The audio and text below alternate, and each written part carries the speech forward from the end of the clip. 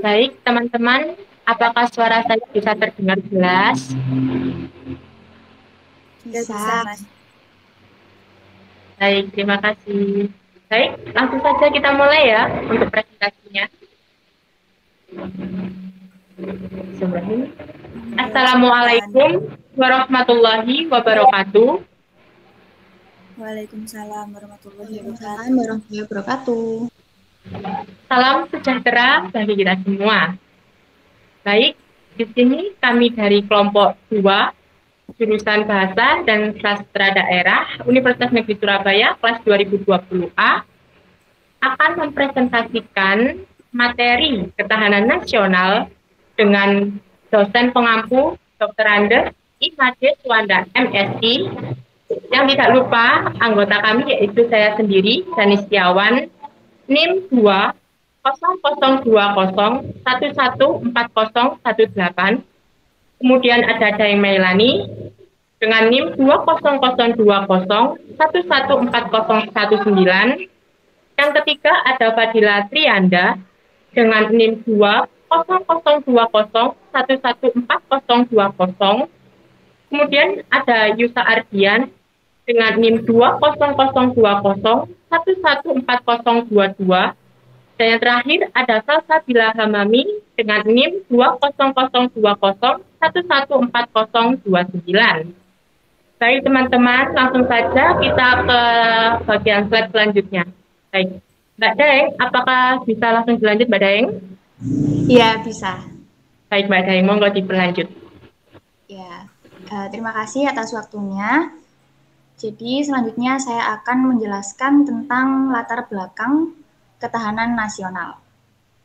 Seperti yang kita tahu bahwa perjuangan dan pemberontakan putra-putri daerah untuk mengusir penjajah di atas mengalami kegagalan, namun semangatnya tidak pernah padam seperti maksud peribahasa patah tumbuh hilang berganti, mati satu tumbuh seribu.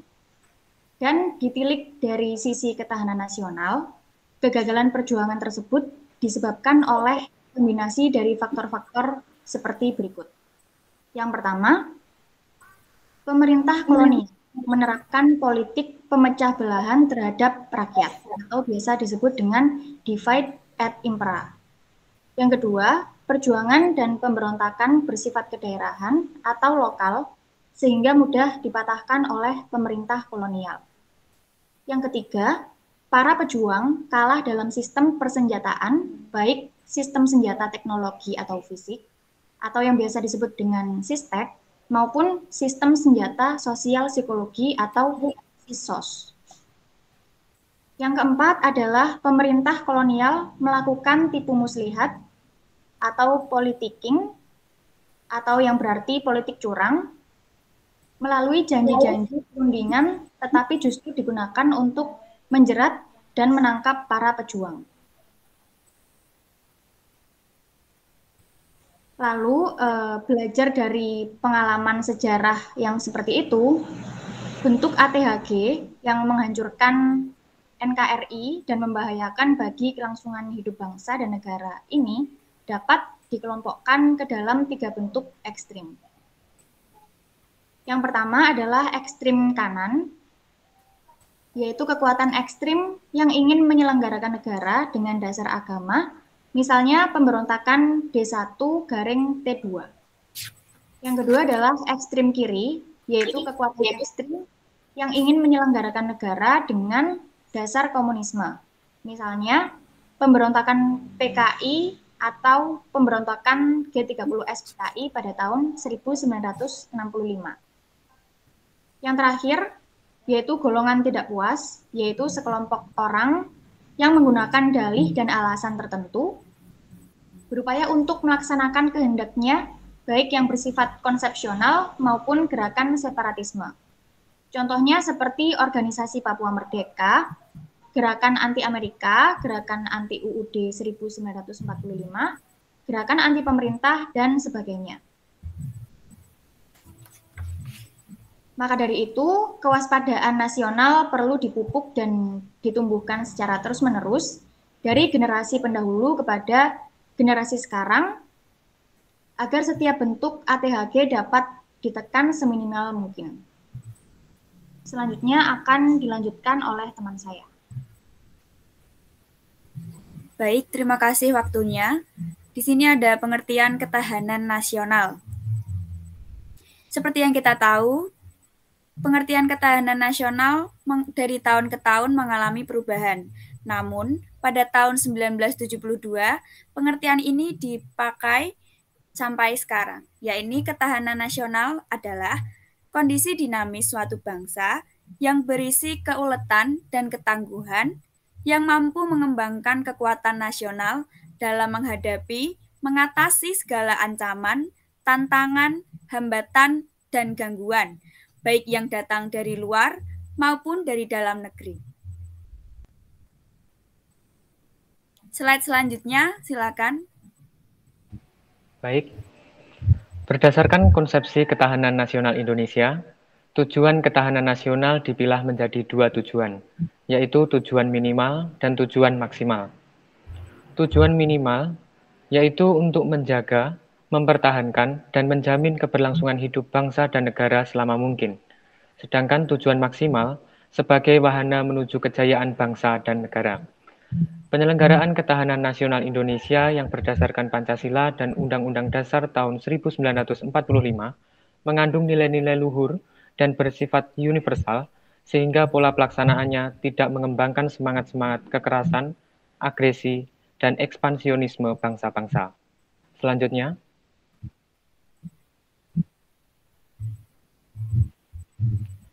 berdasarkan tujuan minimal dan maksimal tadi, dapat kita ketahui hakikat ketahanan nasional yaitu kemampuan dan ketangguhan bangsa Indonesia untuk menjamin kelangsungan hidupnya menuju kejayaan bangsa dan negara. Selanjutnya akan dijelaskan oleh teman saya. Baik, terima kasih. Selanjutnya ada fungsi ketahanan nasional yang terdiri dari 3 hal, yaitu yang pertama sebagai doktrin nasional, yaitu kebulatan ajaran atau konsensus bangsa Indonesia dalam mengimplementasikan falsafah Pancasila, UUD 1945, dan wawasan Nusantara dan menjadi landasan pola pikir, pola sikap, dan pola tingkah laku pembangunan yang bersifat intersektoral dan multidimensional. Yang kedua, sebagai pola dasar pembangunan nasional, yaitu sebagai pedoman dan arah dalam menyusun setiap program pembangunan, baik dalam APBN, GBHN, maupun rencana pembangunan jangka menengah dan jangka panjang. Selanjutnya yang ketiga yaitu sebagai sistem nasional, yaitu pola kehidupan bangsa Indonesia yang bersendi dan berasas Pancasila dan UUD 1945 dalam melaksanakan kegiatan, pekerjaan, dan perjuangan mewujudkan cita-cita dan tujuan nasional serta aspirasi bangsa yang merdeka dan berdaulat. Selanjutnya bisa dilanjutkan.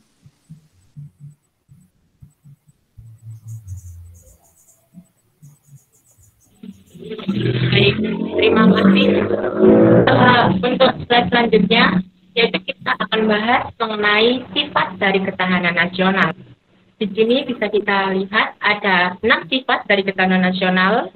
Yang pertama ada manunggal, kedua dinamis, ketiga mawas ke dalam, keempat berkewibawaan, yang kelima tidak membenarkan sikap adu kekuatan dan adu kekerasan, dan yang 6 yaitu percaya pada diri sendiri. Pada poin pertama yaitu ada manunggal. Manunggal dalam arti ketahanan nasional merupakan pengintegrasian setiap aspek kehidupan nasional secara utuh dan bulat serta selaras dan serasi. Selanjutnya ada dinamis. Dinamis dalam arti kondisi ketahanan nasional bergerak setiap waktu sesuai dengan imbangan antara K.4 dan ATHG. Yang ketiga ada mawas ke dalam, yang dalam artian ketahanan nasional ditunjukkan untuk bangsa dan negara sendiri. Namun harus dihindarkan prinsip nasionalisme yang sempit. Yang keempat ada berkewibawaan, Dalam arti ini yaitu kondisi ketahanan nasional yang mantap secara otomatis akan memancarkan kewibawaan nasional yang diperhitungkan oleh bangsa lain. Yang kelima yaitu tidak membenarkan sikap adu kekuatan dan adu kekuasaan. Dalam arti ini yaitu bahwa bangsa Indonesia tidak mengembangkan sikap ekspansionisme bangsa-bangsa, agresi ke negara lain, atau melibatkan diri dalam konflik antar negara, melainkan justru menggalang kerjasama dengan bangsa-bangsa lain untuk menciptakan perdamaian dan ketertiban dunia yang berdasarkan pada kemerdekaan, kedaulatan, dan keadilan. Dan yang keenam atau yang terakhir yaitu percaya pada diri sendiri. Nah, pada arti percaya pada diri sendiri ini yaitu bangsa percaya, yakin, dan mampu untuk mengurus rumah tangganya sendiri tanpa harus bergantung pada pihak lain. Untuk itu perlu diciptakan rasa percaya diri sendiri, rasa kebangsaan, rasa cinta terhadap tanah air, dan cara berpikir rasional dalam menyikapi bangsa, kejadian atau peristiwa yang terjadi di sekeliling kita. Baik, slide selanjutnya. Bisa dilanjutkan, Mbak. Baik, terima kasih atas waktunya. Selanjutnya saya akan menjelaskan tentang konsepsi ketahanan nasional.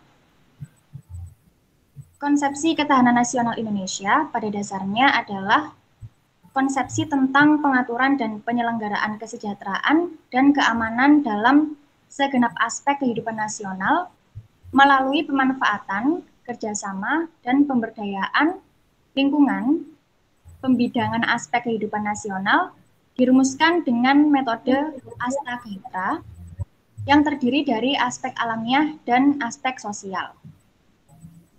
Rincian aspek kehidupan nasional dapat dijelaskan sebagai berikut. Yang pertama adalah aspek alamiah atau Trigatra yang meliputi 1. Posisi dan lokasi geografi Indonesia atau SI. Yang kedua, keadaan dan kekayaan alam atau disingkat kaya. Yang ketiga, keadaan dan kemampuan penduduk atau mampu.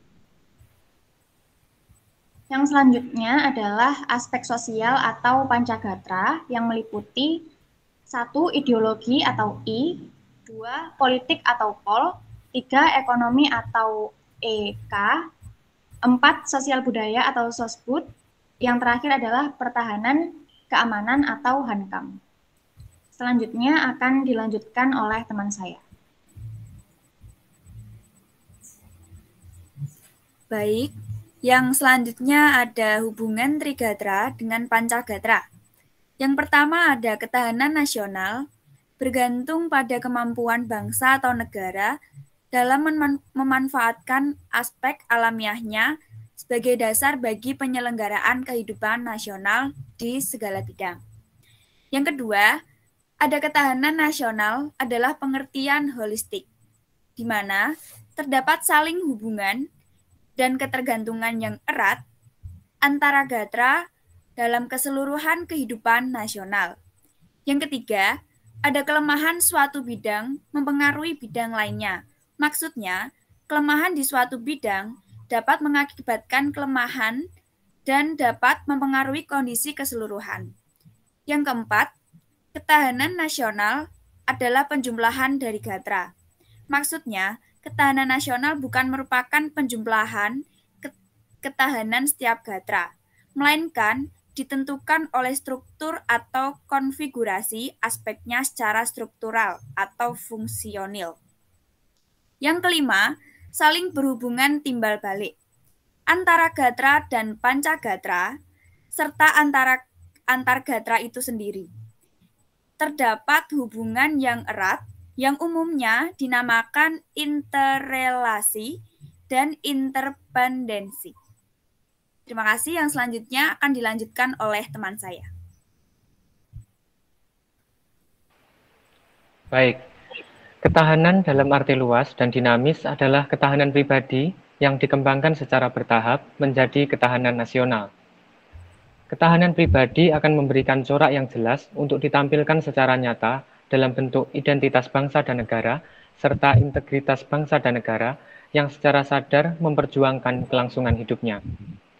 Ketahanan pribadi manusia Indonesia harus mencerminkan kepribadian Pancasila yang berintikan percaya pada diri sendiri, bebas dari rasa ketergantungan, memiliki jiwa dinamis kreatif, dan pantang menyerah.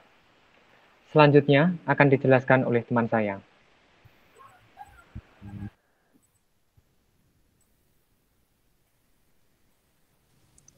Baik, terima kasih. Untuk selanjutnya yaitu kesimpulan dari presentasi kami, yaitu ketahanan nasional adalah kondisi dinamis suatu bangsa yang berisi keuletan dan ketangguhan yang mampu mengembangkan kekuatan nasional dalam menghadapi segala ancaman, tantangan, dan hambatan. Ketahanan nasional memiliki tujuan, fungsi, sifat, dan konsepsi yang berhubungan erat dengan suatu bangsa atau negara. Selanjutnya bisa dilanjutkan.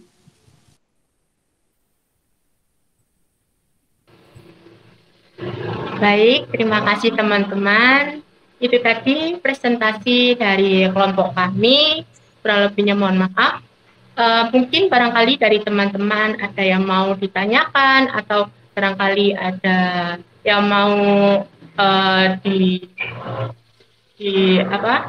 disanggah, bisa langsung saja komentar pada kolom komentar di YouTube yang sudah disediakan. Itu saja. Terima kasih. Salam sejahtera. Wassalamualaikum warahmatullahi wabarakatuh. Assalamualaikum warahmatullahi wabarakatuh.